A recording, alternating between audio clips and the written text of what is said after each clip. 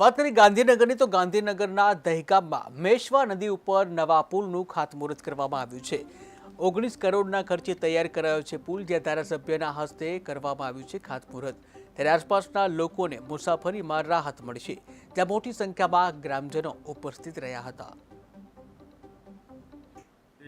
વિશ્વ કિનારે બારડોલી, વાસણા રાઠોડ અને છેક ચાંબલાના ગામોને જોડતો આ બ્રિજ લગભગ 19 કરોડના ખર્ચે બનવા જઈ રહ્યો છે।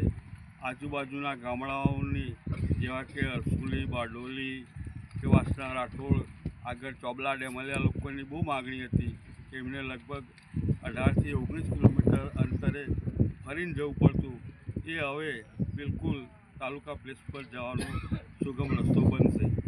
અરસોલી મિસો નદી કિનારે બારડોલી, વાસણા રાઠોડ અને છેક ચાંબલાના ગામોને જોડતો આ બ્રિજ લગભગ 19 કરોડના ખર્ચે બનવા જઈ રહ્યો છે।